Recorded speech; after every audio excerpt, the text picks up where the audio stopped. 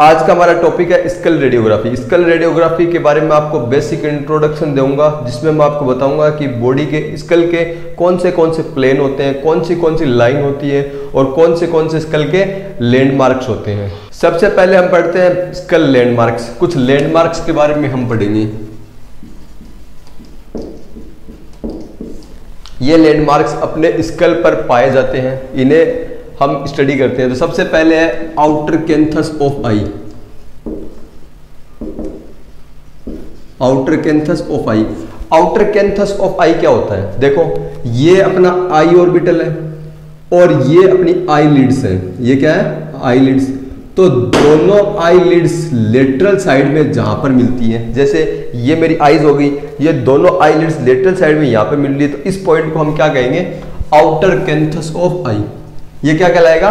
Outer canthus of आई कहलाएगा। Okay. दूसरा है infra orbital point. Infra orbital point. अगर हम आई ऑर्बिट्स, ये अपने आई ऑर्बिट्स है, ये अपने आई ऑर्बिट्स है, मैंने आई ऑर्बिट्स की रिम बनाई है, और इस आई ऑर्बिट की जो इन्फीरियर रिम है, इस इन्फीरियर रिम का सबसे नीचे का पॉइंट, उसे हम क्या कहेंगे? Infra orbital point. इंफ्रा यानी नीचे का, सुप्रा यानी ऊपर का, तो इंफ्रा ऑर्बिटल यानी आई ऑर्बिट के जो सबसे नीचे का पॉइंट होगा वो क्या कहलाएगा? Infra orbital point. और इस जो आई ऑर्बिट है, इसकी जो नीचे वाली रिम है यानी इसका जो मार्जिन है, इसे हम क्या कहेंगे? इंफ्रा ऑर्बिटल मार्जिन कहेंगे, यानी इस किनारे को हम क्या कहेंगे? इंफ्रा ऑर्बिटल मार्जिन कहेंगे। इसके अलावा तीसरा है नेजियन। नेजियन क्या होता है? देखो, अपने स्कल पर फ्रंटल बोन और नेजल बोन, इन दोनों के बीच का जो आर्टिकुलेशन होता है, जो जोड़ होता है, उसे हम क्या कहते हैं? नेजियन कहते हैं। इसे क्या कहते हैं? नेजियन। नेजियन क्या होता है? फ्रंटल बोन और ऑक्सीपिटल बोन का जो आर्टिकुलेशन होगा, उस आर्टिकुलेशन को हम क्या कहते हैं? नेजियन कहते हैं। इसके बाद में है ग्लेबेला। ग्लेबेला क्या होता है? जो फ्रंटल बोन है, जो नेजल बोन है, इसके ऊपर के जो आर्टिकुलेशन है, इसके ऊपर के इस पॉइंट को हम क्या कहेंगे? ग्लेबेला कहते हैं, इसके ऊपर के पॉइंट को। इसके बाद में है वर्टेक्स। वर्टेक्स क्या होता है? जो स्कल है, स्कल का जो हाईएस्ट पॉइंट होता है, जो सबसे ऊपर का पॉइंट है स्कल का, ये क्या कहलाता है? वर्टेक्स कहलाता है। जो highest point of the skull, skull का सबसे ऊपर का पॉइंट क्या कहलाएगा? वर्टेक्स कहलाएगा। ध्यान करना, ये वर्टेक्स ये मिड सेजाइटल प्लेन या एमएसपी के ऊपर स्थित होता है। कहां पर स्थित होता है? मिड सेजाइटल प्लेन या एमएसपी के ऊपर स्थित होता है। इसके अलावा छठा है external occipital protuberance, EOP. External occipital protuberance क्या होता है? ये जो ऑक्सीपिटल बोन है, अपने स्कल के पीछे की साइड में जो ऑक्सीपिटल बोन होती है, इस ऑक्सीपिटल बोन में पाया जाने वाला एक उभार होता है। ये क्या कहलाता है? ऑक्सीपिटल बोन में पाया जाने वाला उभार होता है। और ये सामान्यतः मीडियन सेजाइटल प्लेन इस जो ईओपी या एक्सटर्नल ऑक्सीपिटल प्रोट्यूबरेंस है, इस एक्सटर्नल ऑक्सीपिटल प्रोट्यूबरेंस से होके गुजरता है। तो जो वर्टेक्स हो गया और जो एमएसपी हो गया, ये दोनों क्या होते हैं? एक्सटर्नल ऑक्सीपिटल प्रोट्यूबरेंस से होकर गुजरते हैं।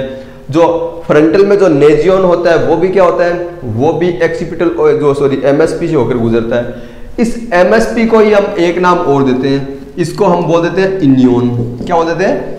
इनियन भी बोल देते हैं इसे हम। इसके अलावा सेवंथ होता है external auditory medius. External auditory medius, जो हमारे कान के जो एक्सटर्नल बाहरी जो छेद होता है, जो टेम्पोरल बोन में पाया जाता है, इसे हम क्या कहते हैं? इसके आउटर ओपनिंग को क्या कहते हैं? एक्सटर्नल ऑडिटरी मीडियस कहते हैं। तो ये हमारी बॉडी के कुछ जो लैंडमार्क्स हो गए, जिनके बारे में हमें जानकारी होनी चाहिए। इसके बाद में हम पढ़ते हैं लाइंस ऑफ स्कल। स्कल पर कुछ इमेजिनरी लाइन मानी गई है, कुछ इमेजिनरी लाइंस होती है, जिनके बारे में भी हम देख लेते हैं।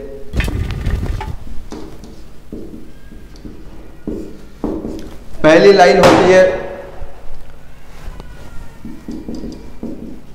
इंटर ऑर्बिटल या इंटर प्यूपिलरी लाइन। ये क्या होती है? जो दोनों आई ऑर्बिट होते हैं, इन दोनों आई ऑर्बिट के सेंटर को मिलाने वाली लाइन या दोनों प्यूपिल्स जब हम स्ट्रेट एकदम सामने देख रहे होते हैं तो दोनों प्यूपिल्स के सेंटर को मिलाने वाली लाइन क्या कहलाती है? इंटर ऑर्बिटल या इंटर प्यूपिलरी लाइन कहलाती है। क्या कहलाती है? इंटर ऑर्बिटल या इंटर प्यूपिलरी लाइन कहलाती है। दूसरी है इंफ्रा ऑर्बिटल लाइन।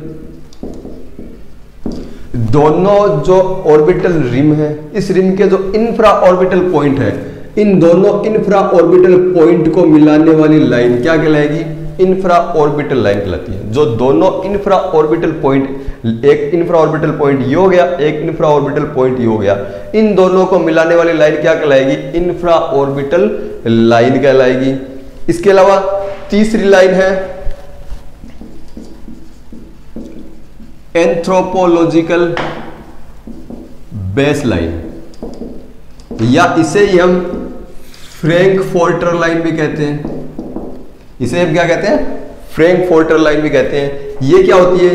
ये हमारे आई ऑर्बिट का इंफ्रा ऑर्बिटल पॉइंट होता है और ये एक्सटर्नल ऑडिटरी मीडियस। ये तो क्या है? आई ऑर्बिट और ये एक्सटर्नल ऑडिटरी मीडियस। तो आई ऑर्बिट के इंफीरियर पॉइंट और एक्सटर्नल ऑडिटरी मीडियस के सुपीरियर पॉइंट, इन दोनों को मिलाने वाली लाइन को हम क्या कहते हैं? Infra orbital line. ध्यान करना, ऑर्बिटल के तो नीचे वाले पॉइंट से लाइन गुजरती है और एक्सटर्नल अकोस्टिक मीडियस जो ईएम होता है उसके सुपीरियर पॉइंट्स को मिलाने वाली लाइन क्या कहलाती है? ये वाली लाइन एंथ्रोपोलॉजिकल बेस लाइन या फिर इसे फ्रैंकफर्टर लाइन भी कहलाती है। इसके अलावा एक और है ऑर्बिटोमीटियल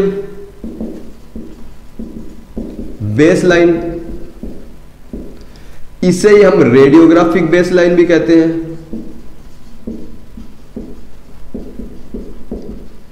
और इसे ही हम, इसकी शॉर्ट फॉर्म ओम लाइन भी कहते हैं। ये लाइन क्या होती है? देखो, ये आई ऑर्बिट है, इस आई ऑर्बिट का ये आउटर कैंथस है, ये एक्सटर्नल ऑडिटरी मीडियस है। ये अब आई ऑर्बिट हो गया, ये इसका एक्सटर्नल जो अपने पढ़ा था, जो आई का कैंथस पढ़ा था हमने, आउटर कैंथस ऑफ आई पढ़ा था, ये आउटर ऑफ कैंथस ऑफ आई है। ये ईएएम एक्सटर्नल ऑडिटरी मीडियस या एक्सटर्नल अकोस्टिक मीडियस हो गया। तो इसको आउटर कैंथस ऑफ आई के पॉइंट को और ईएएम के सेंटर पॉइंट को मिलाने वाली लाइन क्या कहलाएगी? ओएम लाइन कहलाएगी। ओएम कहलाएगी, या रेडियोग्राफिक बेस लाइन भी कह दो इसको, या ऑर्बिटोमीटर लाइन भी कह दो, ये कहलाएगी। अब आप एक चीज देखिए, जो ओएम लाइन ये वाली तो होगी, ओएम लाइन हो गई, और ये वाली लाइन क्या हो गई? ये वाली लाइन हो गई आपकी फ्रैंकफर्टर लाइन। ये क्या होगी? फ्रैंकफर्टर लाइन। तो इन दोनों लाइन के बीच में 10 डिग्री का एंगल होता है। कितने डिग्री का होता है? 10 डिग्री। जो ओम लाइन तो क्या है? आउटर कैंथस ऑफ आई को ईएएम के सेंटर से मिलाने वाला लाइन, और जो इसके जो इंफ्रा ऑर्बिटल पॉइंट को एक्सटर्नल अकोस्टिक मीडियस के सुपीरियर पॉइंट से मिलाने वाली लाइन, ये क्या कहलाती है? आपकी एंथ्रोपोलॉजिकल बेस लाइन या फ्रैंकफर्टर लाइन कहलाएगी। इन दोनों के बीच का एंगल कितने डिग्री का होता है? लगभग 10 डिग्री का होता है। ये एक दूसरे से 10 डिग्री पर झुकी हुई होती है। तो ये आपकी कुछ लाइंस होगी। इन लाइंस के बारे में स्कल रेडियोग्राफी पढ़ने से पहले इन लाइंस के बारे में आपको पता होना चाहिए, आपको याद होनी चाहिए लाइंस। इसके अलावा है प्लेन्स ऑफ स्कल। स्कल में जैसे हमने बॉडी में पढ़े थे median sagittal plane, coronal plane और जो अपने ट्रांसवर्स या एक्सियल प्लेन पढ़े थे, तो उसी तरह से स्कल में भी प्लेन पाए जाते हैं। वो प्लेन सेम वैसे ही होते हैं जो अपनी बॉडी के होते हैं, लेकिन इनको हम, इनके जो रेफरेंस पॉइंट होते हैं वो हम अलग से पढ़ते हैं। क्यों? क्योंकि अगर स्कल में थोड़ा सा रोटेशन होगा तो उन प्लेन की लोकेशन चेंज हो जाएगी। तो इन्हें हम कुछ लैंडमार्क्स के रेस्पेक्ट में पढ़ते हैं, जिसमें सबसे पहला तो है एमएसपी, मीडियन सेजाइटल प्लेन। मैंने आपको बताया था, अपने पोजिशनिंग टर्मिनोलॉजी में पढ़ी थी बॉडी के बारे में, तो उसके बारे में बताया था। अगर आप नहीं पढ़े तो उसका लिंक आपको डिस्क्रिप्शन में मिल जाएगा, आपको उसका लिंक। तो सबसे पहला पॉइंट कौन सा? एमएसपी क्या होता है? Median sagittal plane. ये क्या होता है? ये वो प्लेन होता है जो स्कल को राइट और लेफ्ट दो पार्ट में डिवाइड करता है। ये कहां से गुजरता है? ये सामने इनियन से, ऊपर वर्टेक्स से, और पीछे जो सामने नेजियन। ये कहां से गुजरता है? सामने नेजियन से, ऊपर वर्टेक्स और पीछे जो इनियन होगा या एक्सटर्नल ऑक्सीपिटल प्रोट्यूबरेंस होगा, इनसे गुजरेगा। इनसे गुजरने वाला प्लेन जो बॉडी को राइट और लेफ्ट दो पार्ट में डिवाइड करता है वो क्या कहलाता है? मीडियन सेजाइटल प्लेन कहलाता है। वो क्या कहलाता है? मीडियन सेजाइटल प्लेन कहलाता है। दूसरा प्लेन है कोरोनल प्लेन। कोरोनल प्लेन क्या होता है? जो मीडियन सेजाइटल प्लेन है इसके परपेंडिकुलर, इसके लंबवत वो प्लेन जो स्कल को एंटीरियर और पोस्टीरियर दो पार्ट में डिवाइड करता है वो क्या कहलाता है? कोरोनल प्लेन कहलाता है। वो क्या कहलाता है? कोरोनल प्लेन कहलाता है। ध्यान करना, ये कोरोनल प्लेन आपके मीडियन सेजाइटल प्लेन के परपेंडिकुलर होता है, उससे 90 डिग्री पर स्थित होता है। तीसरा प्लेन है एंथ्रोपोलॉजिकल प्लेन। तीसरा प्लेन कौन सा है? Anthropological plane. देखो मैंने आपको अभी एंथ्रोपोलॉजिकल बेस लाइन बताई थी। कहां बताई थी? इंफ्रा ऑर्बिटल लाइन से आपके एक्सटर्नल अकोस्टिक मीडियस के सुपीरियर पॉइंट से गुजरने वाली लाइन। तो दोनों साइड में स्केल के अपने दो दो लाइन होंगी ईएम, और ये दोनों यहां पर कहां पे मिल रही है? आपकी जो इंफ्रा ऑर्बिटल पॉइंट से मिल रही है। तो इन इंफ्रा ऑर्बिटल पॉइंट को भी मिला दो तो वो प्लेन जो इंफ्रा ऑर्बिटल लाइन और दोनों एंथ्रोपोलॉजिकल लाइन से होकर गुजरता है और जो स्कल को सुपीरियर और इंफीरियर दो पार्ट में डिवाइड करता है वो क्या कहलाता है? वो एंथ्रोपोलॉजिकल प्लेन कहलाता है। ये एक्सियल प्लेन का ही एक एग्जाम्पल होता है। ये क्या होता है? एक्सियल प्लेन का ही एक एग्जाम्पल होता है। चौथा एक और प्लेन होता है ऑरिक्यूलर प्लेन। ये क्या कहलाता है? ऑरिक्यूलर प्लेन।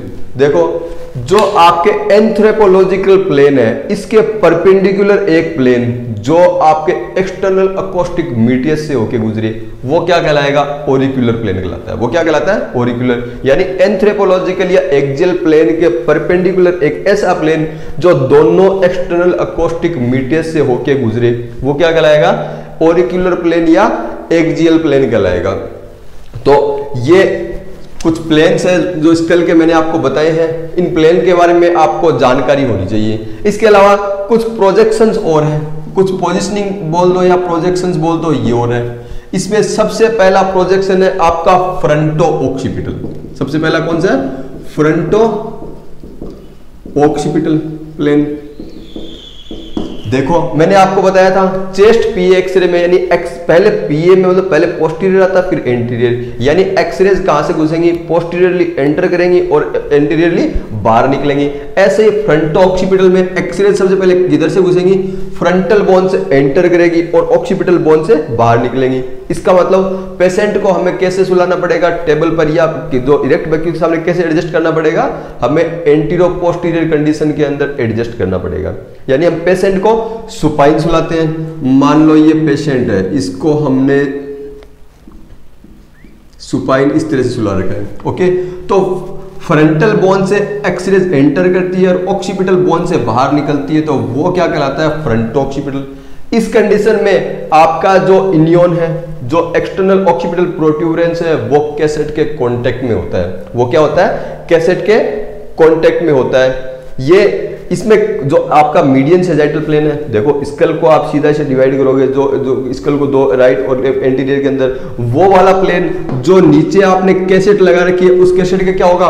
परपेंडिकुलर होगा। कैसेट इस कंडीशन में होगी और वो प्लेन क्या होगा? इसके परपेंडिकुलर एकदम से 90 डिग्री पर होगा। तो ये प्लेन क्या कहलाएगा? आपका फ्रंटो ऑक्सीपिटल कहलाएगा। इसमें एक्सरे बीम किधर से घुसेगी? बॉडी के अंदर एंटर कहां से करेगी? फ्रंटल बोन से, और बाहर कहां से निकलेगी? ऑक्सीपिटल बोन से बाहर निकलेगी। दूसरा है ऑक्सीपिटो फ्रंटल। इसमें क्या होता है? इसमें पेशेंट को हम प्रोन कंडीशन में लेटाते हैं, इसके उल्टा लेटाते हैं।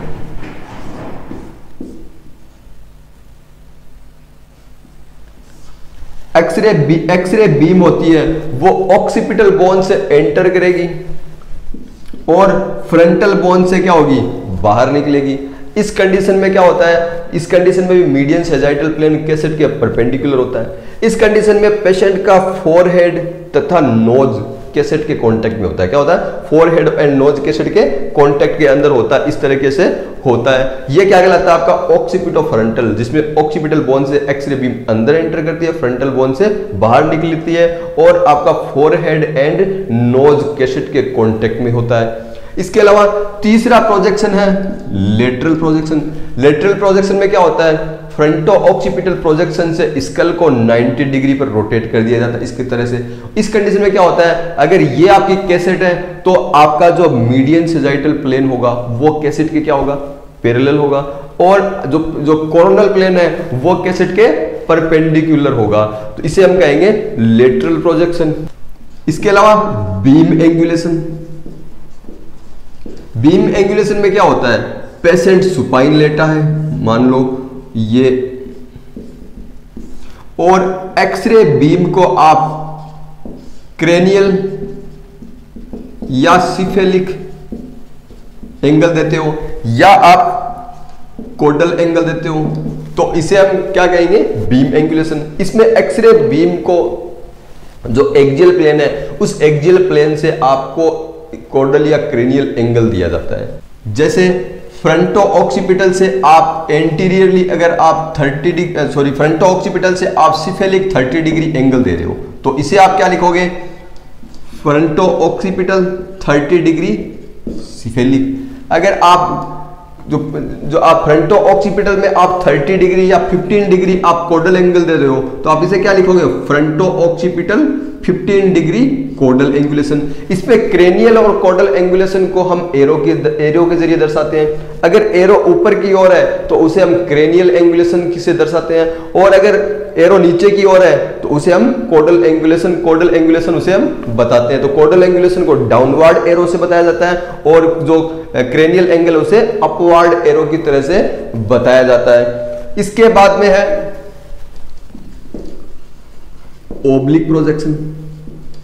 ओब्लिक प्रोजेक्शन में क्या होता है, ओब्लिक प्रोजेक्शन में जान लो, जैसे फ्रंटो ऑक्सीपिटल कंडीशन है, इस कंडीशन में एक्सरे बीम को आपको कुछ एंगल दिया जाता है, किससे, आपको मीडियन सेजाइटल प्लेन और कोरोनल प्लेन से। उसमें एक्सरे बीम जो आपकी जो एक्सियल प्लेन से होके जाएगी, लेकिन एक्सरे बीम को आपको फ्रंट जो एमएसपी और कोरोनल प्लेन से कुछ एंगल पर एक्सरे बीम रखी जाती है। जैसे मान लो एमएसपी से एमएसपी से 30 डिग्री या एमएसपी से 55 डिग्री आपको बीम का एंगुलेशन दिया है, तो आप उसे क्या लिखोगे, जैसे 40 degree left anterior oblique, 40 degree left anterior oblique. माना कि पेशेंट जो ऑक्सीपिटो फ्रंटल पोजीशन में है, और इस तरह से उसकी 40 डिग्री उसके जो मीडियन सेजाइटल प्लेन होगा, उस मीडियन सेजाइटल प्लेन को इस तरह से 40 डिग्री हम रोटेट करते हैं, जिससे एक्सरे बीम को क्या हो, 40 डिग्री का एंगुलेशन मिल जाए। या पेशेंट को भी रोटेट कर सकते हैं। जैसे मैं आपको बताता हूं, मान लो अभी मैं ऑक्सीपिटो फ्रंटल पोजीशन में हूं, इस कंडीशन से अगर मैं लेफ्ट साइड के अंदर 40 डिग्री इस तरह से रोटेट होता हूं, एक्सरे बीम अब सीधी जो हॉरिजॉन्टल एक्सरे बीम कैसेट पर आकर गिरेगी। इस कंडीशन को हम क्या कहेंगे, 40 डिग्री लेफ्ट एंटीरियर ओब्लिक कहेंगे। क्यों, क्योंकि एक्सरे बीम ने एमएसपी से एंगल ले लिया, 40 डिग्री का एंगल लिया है। तो ये आपकी स्कल पोजिशनिंग कंप्लीट है। कल सुबह हम दूसरे स्कल के प्रोजेक्शन भी पढ़ेंगे। तब तक के लिए बाय, गुड नाइट।